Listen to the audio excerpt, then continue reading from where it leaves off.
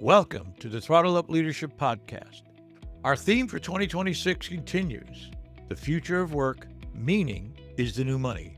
Because meaning is simply the greatest motivational force on earth.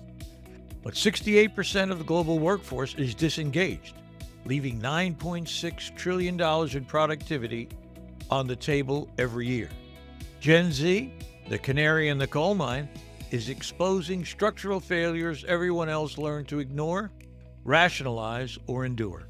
I'm Dr. John Dentico, your host, bringing over 30 years of experience in leadership, strategic thinking, and designing solutions that solve real problems.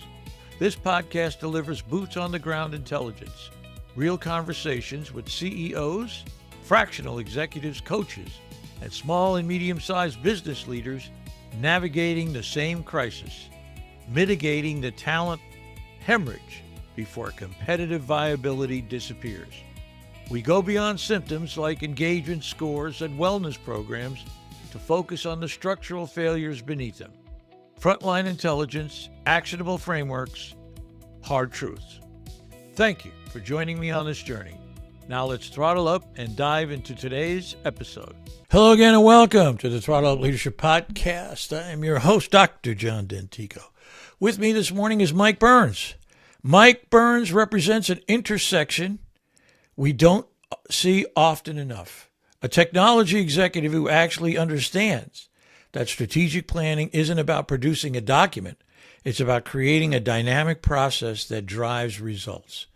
Mike Burns spent over 20 years driving organizational transformation, including service as Chief Information Officer of $1 billion Benco Dental, where he led enterprise strategy and technology implementation. But in 2023, he made a move that reveals something important about where strategic planning is headed. He co-founded StratSimple, an AI-powered platform designed to solve a problem many consultants and nonprofit leaders know too well. Traditional strategic planning is often too expensive, too static, and disconnected from the communities, organizations that they serve.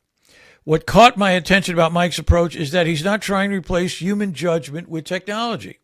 He's using AI to do what it should do: help organizations listen more deeply to their communities, surface insights buried in data, and build plans that adapt to rapidly changing environments.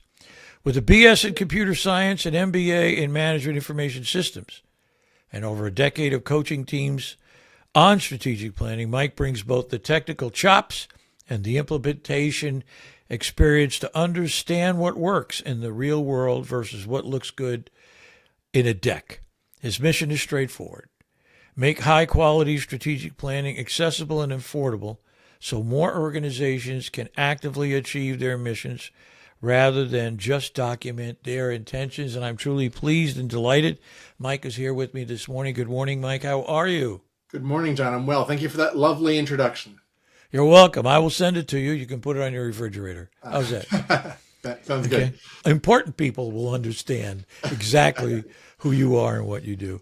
So, Mike, let me begin by asking you my favorite question to start off, and that is, tell me a bit about yourself. Where did you grow up, and what were some of the influences in your early life? Cool question. I had an untraditional early stage. I grew up as an Army brat. So my stepdad was in the service, and so spent about 4 years living in Europe and all over the place, lived 18 different places before I graduated from high school. So, yeah. And settled here in lovely Northeast PA. I've been here for the last 20 years, and I call this place home now. So it's great. Great. That's great. Yeah. Hey, listen, I spent a lot of time in the Navy, active duty, and the reserves, and I did a lot of traveling. That's what you do in the military, is you travel a lot. Go here, go there, do these kinds of things. So I get it. Mike, let me start off by asking you this question. You talk about the value and difficulty of strategic planning in rapidly changing times, as we can imagine. Yeah. There's an inherent tension there. The faster things change, the more outdated a plan becomes, yet organizations still need direction. How does StratSimple address that paradox between structure and adaptability?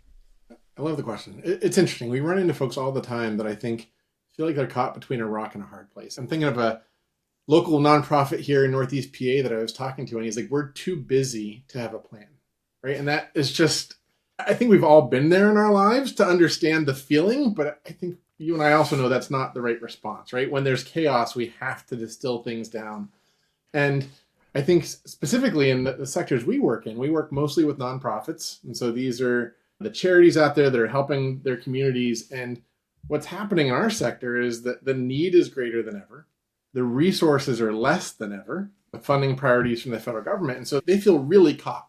Like they're in an existential crisis, many of these organizations. And the last time organizations felt like this was probably during the pandemic, right? Which is, hey, the world's changing. Not sure how we're going to deal with this. And so what we try to coach folks towards is in times of crisis and times of chaos, planning is more fundamental than ever, but we have to do plan differently. To me, the days of building a static 5-year plan and trying to predict what the priorities are going to be in October of 2028 is largely worthless. I don't think anyone can really do that nowadays. And sadly, that's what a lot of people still think about when they think about strategic planning. And so I think strategic planning has sort of gotten a bad reputation in some sectors where they're like, hey, like that's useless. We don't need to do that kind of stuff anymore. And instead it's like, cool. Does your team know the top 3 priorities for this year? If funding gets cut, what are the 2 things you aren't willing to compromise on? Like those decisions are more important than ever. So that's what we try to help folks with. That's really good. Yeah, I'm a big fan of strategic planning, but I'm also a big fan in strategic thinking. I'm just going to lay out what I think, and I'd love to get your reflection on it. Okay. Strategic thinking is not strategic planning. Okay. Let me make the differentiation here. In strategic planning, we're looking to find answers to already derived questions. We have the ends in mind. And they usually come from the senior leaders in the organization. You know, we want to do this next year.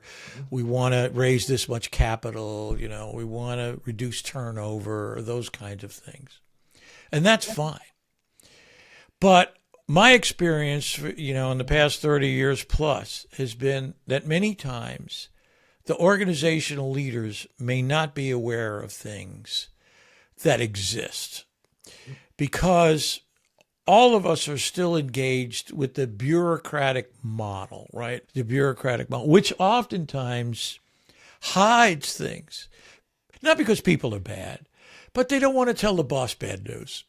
So they don't, as you know, they don't want to surface something where somebody will come back to them and say, oh my God, you know, why didn't you handle this or whatever? For me, strategic thinking is, you know, strategic planning is about trying to find answers to the right questions. Strategic thinking is making sure you're asking yourself the right questions. That's the way I differentiate them. They're 2 different processes. And I also will say that I look at strategic planning more on the managerial side of the house and strategic thinking on the leadership side of the house. I'd love to get your reflection on what I just said. Completely agree with it. I think, to me, the whole crux of the issue is that really quality strategic planning, which I would say my definition almost exactly matches yours. It's really about iteration. When I think about strategic planning done well, it's a sequence of leadership conversations, understanding the reality that we're in, and planning for the future. And so there's actually research out there showing that the 2 biggest causes of planning failure in organizations are, one, exactly what you said, which is the leadership team thinks they have all the answers, right? They don't listen widely enough and broadly enough to find what are the actual underlying issues going on in their organization. And the second largest failure is that once they have a plan, they think they're done. And so that they don't reflect, they don't learn, they don't revise, they don't modify to keep it relevant and actionable for their team. And so I think those are fundamental things. Those happen to be the areas that StratSimple helps with. And then there's this other really fundamental part of it, which I think is intrinsically human, which is about how do we get alignment on the leadership team? How do we get buy-in? How do we get the people on board and they feel like they're part of this and they own it? It's the change management parts, which I think are fundamental too. I absolutely agree. And as I said to you just before we started our conversation, I'm focused on that this year in terms of engagement. How do we raise the level of engagement of employees across the board? How do we do that? And without gaining, you know, the big 3 that I talk about all the time is values alignment. People are searching for values alignment. Number 2 is they want to be involved in the decision-making processes of the organization. They want to matter. They want their work to matter. Everybody wants a level of control and autonomy over their destinies. And 3 is they want training and learning that advances their careers. They want growth. They need a growth trajectory. Yeah. So I absolutely agree. And I think the problem is, and this is one of the differentiations I'll make, and again, ask you to come back, is that we see leadership too often as a positional assignment. Leadership is the people in charge. I don't. I see leadership as a process, the process of leadership, bringing people together, creating an environment where people come to do their best work every day. You know, my leadership model that I started developing 30 years ago is based on one principle, basically one premise, and that's contribution. We have a problem, we have an issue. Who would like to jump in here and help? And now it gets even more interesting in a world that we live in now, Mike, where people are AI augmented. Mm-hmm. So they have so much information and knowledge at their fingertips that denying them a full-on play in what's going on is looking at a situation and saying, you know what, we don't need their input. You know, we're doing this positional thing again. And the answer is no. They may be the smartest people in the room. They may be the ones that have their hands on the real issues and problems because they're spending 3 or 4 hours a day looking at the future, looking at their future and looking at the organization's future and deciding, do we want to stay with this crowd? Do we want to be here, or is there something else that's happening? I'd love to get your reflection on that.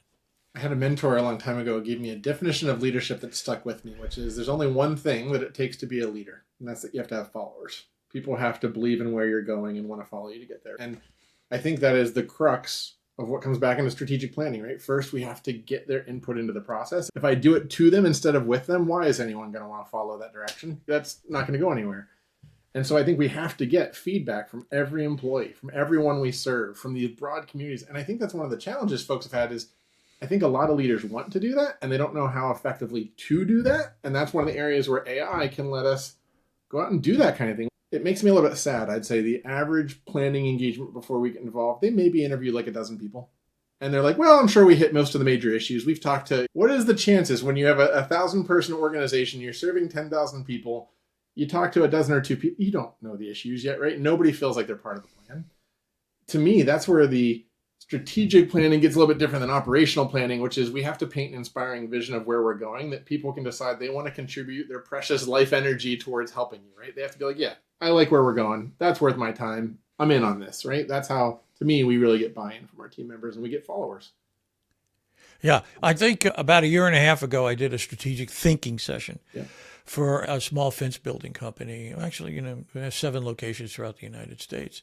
And they called me and said, John, we need you to come down here because we can't find the missing pieces. And my first thing was, okay, in order to do this, we need a mission statement. I need to know why you're here, why you care, you know, and why would anybody else care? Yeah. Can they? Why should anybody care about what you do?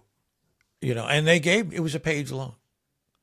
I cut it to about a sentence, and I worked with the general manager, and I said, look, I know this is not the final version, but I can use this. I can't use a page. Yeah. And so we did that, and I said, but here's the thing. We need a vertical and horizontal cross-section of the people. So 15, 16 people, let's get them in the room. And sure enough, it was one of the sales guys who said, here's the problem, who had the bird's eye view of the problem. And everybody just looked at him stunned and said, yeah, that's the issue. That's the problem we're facing. We don't have to hire another person, but if we're more efficient internally, we can double our revenue. Amazing, right? Yeah. I was like, wow. And the CEO was sitting there, and they were all sort of semi-slack-jawed after that because you're absolutely right. What does the vertical tell us? The people who have their nose against the grind wheel, as I like to say. What can they inform us on? And that's the stuff you need to bring to the surface. That's the stuff that you can, strategic thinking side of it, that eventually, once you've got those elements, get fed into the strategic planning. Now let's put resources against how we can fix it. I'd love to get any reflection on that. Completely agree. I think it is. You have to have that inspirational thinking where you look widely, but then you bring it back together. You get people to lay out that inspiring vision that others can align around. And then the other thing I think that's really important to translate strategic thinking to strategic planning is I see so many leaders, unfortunately, sort of falling into the management trap of trying to really get overly specific on the planning part of it, right? And it's this interesting dynamic I sometimes see where we occasionally are brought in to help organizations where somebody else has already done a traditional strategic plan, and we come in and it's a spreadsheet of 1,000 line items. And they're like, this isn't very helpful. And I'm like, of course it's not helpful. This is not the kind of thing your leadership team can sit around and discuss. And if I ask the average employee in your company and say, hey, what are our top priorities? And they have 1,000-line spreadsheet, that's not even remotely helpful to them. And to me, the output of strategic thinking is something so crisp and so clear that the average employee in the organization can say, well, these are our 3 priorities and these are why they matter and here's how I contribute. And at that point, we're now rowing in the same direction and magic happens, right? And this is where AI can really benefit, because what I would see is once you've done a good strategic thinking session, and oh, by the way, you may have to do them more frequently now. I used to say 18 months, 2 years. No. Maybe we have to do maybe once a year. Something like that, and then revise the strategic plan maybe every quarter. But AI allows us, once you set up the model, once you set the model up and it has all the factors associated with it, when things change, when you discover something, you can feed that right in and it will give you a different kind of a recommendation and take you maybe, hey, you know what? We don't have to change anything. Just keep it the way it is. Okay. Or no, we really need to modify this idea. What do you think about that? Completely agree on the time frame thing. I tell people nowadays, like, the state of the art is, yeah, we want to have a 3-year aspirational vision of what's going to happen, but we actually want to revisit that every year, right? Because the chance of it staying static for 3 years is non-existent, essentially. And so we get into this annual planning cycle. And then to your point, AI is fundamental. And I think the thing a lot of folks lose who don't work with AI every day is context is king. And so there was a time when people were saying the future is going to be prompt engineering. And if anything, I would argue the future is context engineering, right? And I tell people all the time, AI is like hiring a genius intern in your company with no real life experience. And if I said, hey, go build me a business plan, they'd give me something that doesn't make sense. Well, that's what AI does too. But on the other hand, if I give the AI really rich context about what's all the listening we did and the thinking process we did, well, suddenly I've got a really high quality thinking partner to help us do that. And so we use AI at StratSimple both on the front end. So one of the things we realized is it's not that organizations don't have a demand for listening. And a lot of times they don't have the time or the money to pay for the extent of getting interviews with 1,000 people. And so we use AI to interview all those constituents. We use AI to summarize all of it together. We don't use AI to help do the thinking for them. And so this is the idea then where it goes into the room. The humans need to make the trade-offs. They need to do the prioritization. They need to align on compromise. And once that framework is put together, now we can give the team members throughout the organization an AI assistant that has all that context from the listening, from the thinking. This is one of the impetuses for StratSimple is I've been coaching strategic implementations for a long time. And the average manager in a company, even like vice president level, they're pretty good at telling you, I need to go do this thing. At high level, this is the priority. Where I found they always struggled is that, John, well, how are you going to measure your progress towards that? How will we know when you've accomplished the goal? And now it's like, I mean, this is as old as the tale of time, but people struggle building SMART goals. They just really do. We tell people all the time that AI can't tell you the goals for your team, but how many people do you know where it's easier for them to edit a document rather than start with a blank sheet of paper?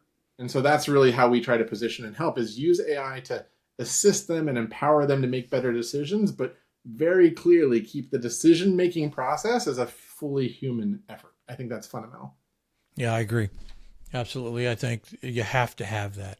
You should have been there when I told people in the room when we were doing the strategic thinking session that I'm not here to solve problems. I'm here to find the real problems. Yeah.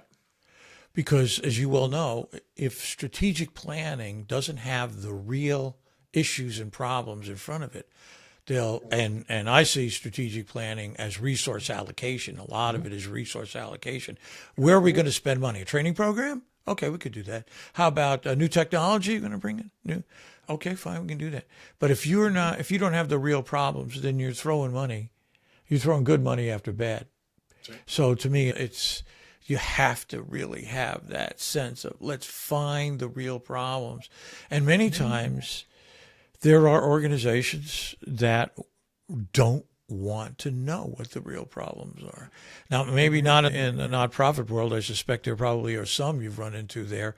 But a lot of times in the profit world, they just want to keep clicking along and hope the train wreck misses them, in many respects. Yeah. So it's hard, but, and it's difficult. But if you don't do that fundamental stuff, that real stuff, then, your time as a business or as a nonprofit is limited, I think, in the world that we live in today, filled with such rapid, complex change. Any thoughts on that? I agree completely. And it's interesting, there's very little difference between nonprofits and for-profit business. That is a friction point for us when we talk to a nonprofit. We remind them that they're a business with a different tax status, right? They have responsibilities to achieving an impact in the world. They have financial obligations just like a for-profit does. It's just a tax status. And to the point even where sometimes I've been surprised to learn that when you're talking to nonprofit leaders, they'll ask them, who are your competitors? Well, we don't have competitors. We're a nonprofit. And I'm like, well, I assure you, you have competitors. You have competitors for resources, for eyeballs, for donors, for team, for talent coming into your team. And they're like, well, we don't like to think of it that way. But as you're doing strategic thinking, you have to operate in a world outside themselves, and they need to include those concepts. And so I think that really there's almost no difference between them. And we work with some for-profits as well. But that fundamental awareness of what's going on around you is so important to them getting to a plan that actually makes sense. And then the other part that I struggle with, John, is so many organizations think that once they've done, say, a strategic thinking exercise and they have the team line, well, the work is done. Now we've got a plan, right? And no, the work is just starting. Congratulations, you have now reached the starting line of the race, not the finish line. And that work has to keep on going is often something I think a lot of teams miss. All right, I agree. And when you're talking about the 1,000 line items before, I was thinking, you have to prioritize. You have to pick 3 or 4 or 5 and say, okay, these are the ones we're going to go after. And I always advise people, don't pick the hardest one. Mm-hmm. Pick one that's sort of medium hard. Mm-hmm. Because if you're just starting this process, you have to learn. You have to learn the process. You have to learn what's going to happen. And you're going to have to learn your way through the difficult issues. And also, when you complete it and you have a series of line items that you finished, you can see change happening. It made a big difference. People can report back, say, oh, this thing is just running so much smoother. People love wins. And that builds confidence. So now you can say, all right, let's take on a little bit more difficult one now. Let's put some resources. We learned a lot in that process. And people just think you just press a button. This is the whole AI mythology. Press a button and everything's done. Press a button and everything's good. And the answer is no. No, it's not. So I agree with you. It's just lessons that organizations, whether you're for-profit or not-for-profit, have to learn over and over again. And many times they just disappear. Like you said, they didn't think they had competition in their realm of not-for-profit. Yep. But, contributions and money only go so far, and they'll go to the one where people say, I understand exactly what they're doing. They are well-run, they're well-managed, and get things done. I really like, and the people seem to be happy working there, and I think that really matters. So let me move on to another question. You've positioned StratSimple to work through strategic planning consultants rather than going direct to nonprofits. Okay. That's a deliberate choice on your part. Yeah. What role does the consultant play that technology can't replace? And where does the technology enhance what good consultants already do? Love it. I'll tell you a story to get there. So where we got into this process is I had been leading strategic planning for this large privately held company and found that I really liked it and was good at it, and had been starting to serve on nonprofit boards about 8 years ago and moving into board chair, and saw the nonprofits I was volunteering with hiring strategic planning consultants. And the first thing that surprised me is the cost for a $100 million nonprofit to hire a consultant was the same pricing that the $1 billion company I was using was hiring to bring outside consulting. That surprised me a lot. The other thing that surprised me is in the corporate world, that plan became sort of the roadmap for what we were going to work on. The senior team talked about it. This was our guidance. That every team member across the 1,500 employees understood the strategies. In the nonprofit space, once we did the plan, I don't think we talked about it for at least like 18 months. Like this was the kind of thing where it just was not getting used. And I realized that there was this disconnect between planning and operationalizing the plan. And so that's really where the idea for StratSimple came from, is how do we help give the tools to these organizations that are trying to make the world a better place? How do we help them actually effectuate change? And so when we started building StratSimple, I was like, we're going to build the software. We're going to sell it to the nonprofits. The world's going to be a better place. Everybody will be happy. And we had significant friction with doing that. We realized that the nonprofit leaders really needed help and they needed coaching to facilitate that process, to the point of even understanding like, who are our stakeholders? What are the questions we should be asking folks? They needed guidance to get that done.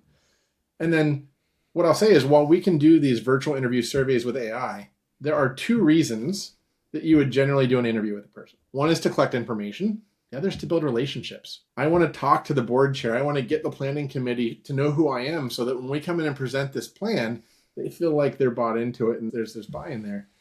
I'd say the most important part of it, though, is actually facilitating the thinking with the team, which is, it's really hard for any CEO to both be a facilitator and a participant at the same time. You're constantly taking off hats and trying to work the room.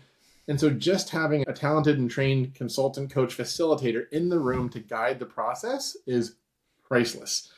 Because ultimately, I have found, and we give away some free strategic plans occasionally, and I do that so that I get to use our software hands-on.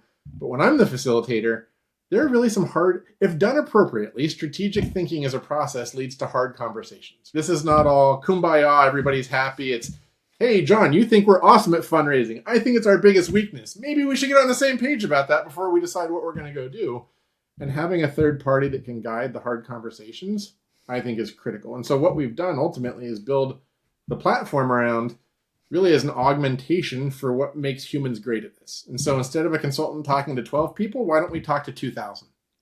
Instead of doing the best you can in the hours the consultant can pay for, let's do a thorough world-class data analysis augmented by AI so they hear all the perspectives.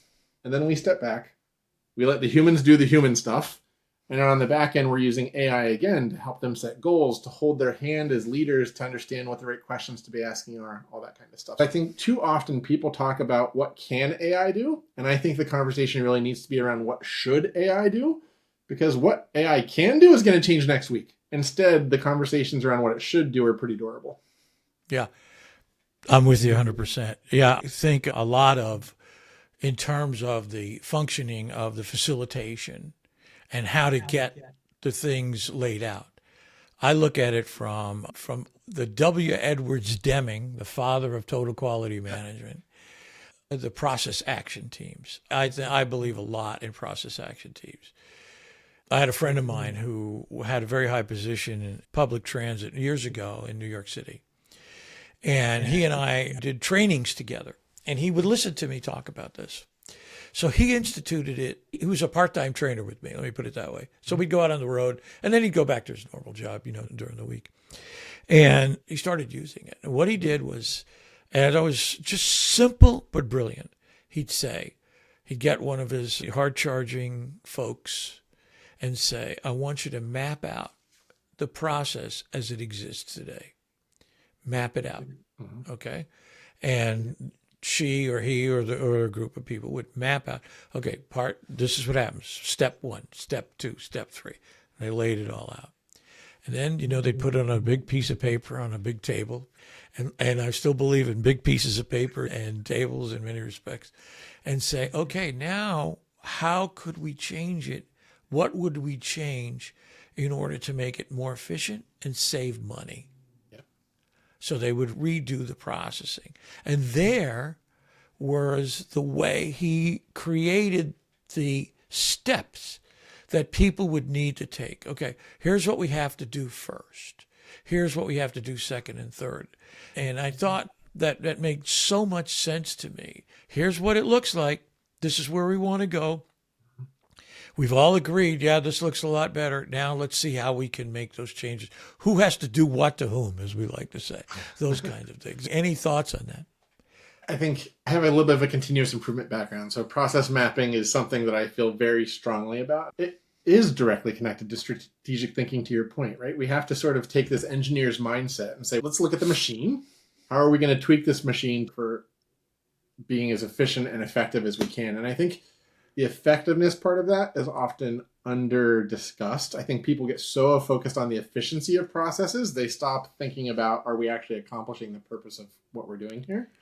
I think that's really fundamental. And the other thing, it's tangential, but I think it's related to it, is how do we help teach people how to do that, how to have those conversations about continuous improvement? Because in the planning process, that's one of the things we learned too, is even in a situation where we'd done really thorough listening and we had an excellent consultant help them think through a process and the team was engaged in building the plan, we actually saw clients struggling to deliver their results. And it might not surprise you, the number one reason why is they weren't sort of taking that continuous improvement approach. They were looking at the plan as a static document instead of, hey, this is a starting point that we're going to refine and make better and better. And so we've had to build in a whole set of AI-driven tools to help people understand where the opportunities for learning are in the process, because that's just not natural a lot of the times.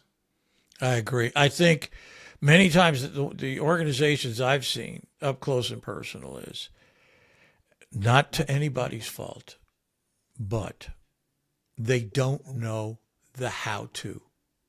Yeah. They don't know the how to.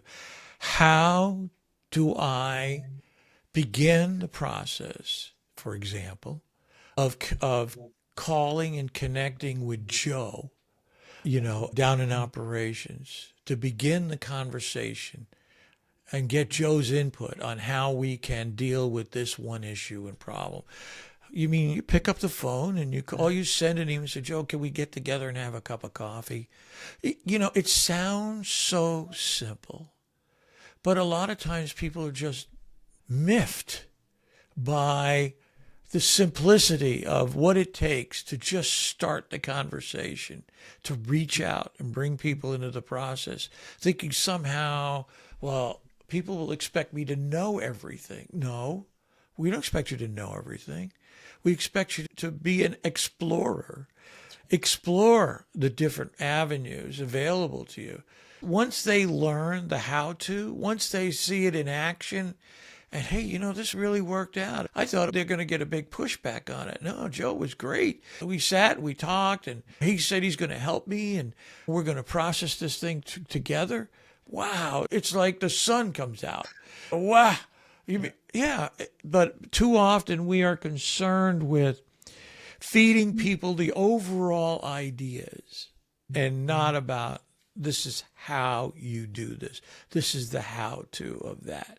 I'm a big how-to guy. I love that kind of stuff. Any thoughts you have on that? I'd like to give some reflection there. Yeah, I think the how is really important. I also think empowering and delegating people to figure out the how is critical. And so one of the things I sometimes see being suboptimal when people are trying to translate their thinking to planning is they'll get into overspecification. If you're giving me a task, I'm like, Mike, you're going to do this step and this step and this step and this step and this step. And sometimes what I see working really well is if you say, Mike, here's the outcome I need from you. I need you to figure out how you're going to get that done and make me accountable for the result. That is so empowering to people to feel like they're trusted and then they have the flexibility. And the other aspect I'd say is, in a world where AI capacity and capabilities are doubling every 3 months, what is the chance really that we can lay out the best path forward to get a strategic kind of priority done for the rest of the year? Instead, it's like, hey, here's what I need you to get done. I trust you. Go figure out the how. Let us know if you need anything. I think that's super important. Right. That's right. And I think the more you do that, and I think here's the other part of that, I'll just mention it. I think too many times people have had their fingertips burned. Yep. By when they were given the opportunity to step forward and do it their way. And in the end, if you look at empowerment, right? If you look at empowerment, it's another word for delegation. Okay.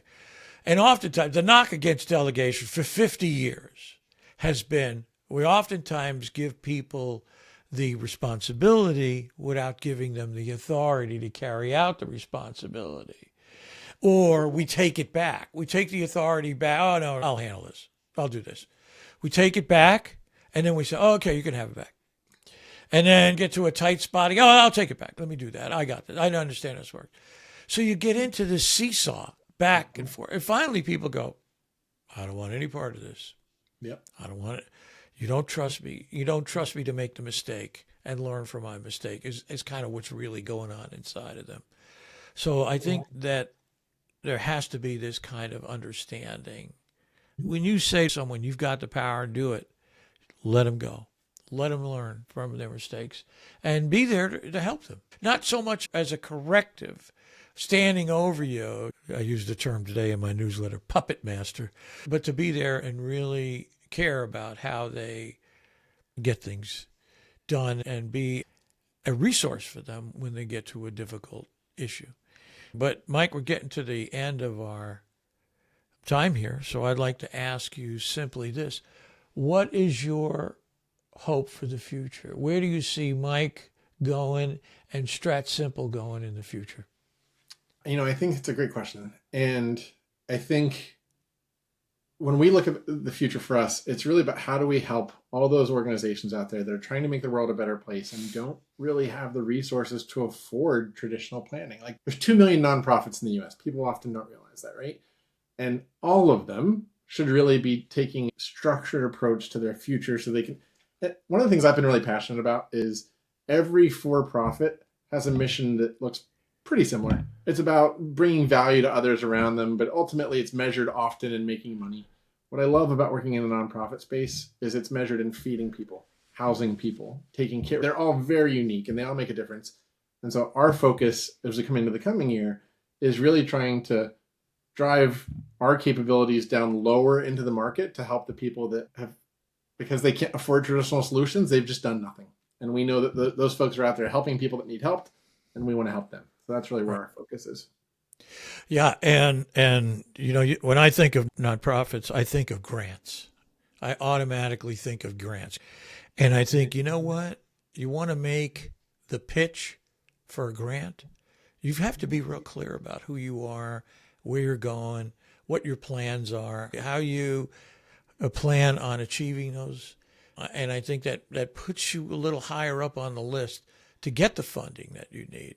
So I think it's so very, very important. Mike, this has been a great conversation. I can't thank you enough for your time today here on the Throttle Up Leadership Podcast. I wish you and your organization every success in the future. Thank you so very much. Thank you for having me, John. This has been a great, fun conversation. Thank you. This is Dr. John Dentico. Remember, meaning is the new money, but it requires building the structures that deliver it. If today's conversation challenged your thinking or gave you a framework worth implementing, share it with a leader who needs to hear it. Subscribe wherever you get your podcasts and visit throttleupleadership.com for more resources. Until next time, keep throttling up and keep the people at the center of everything you do.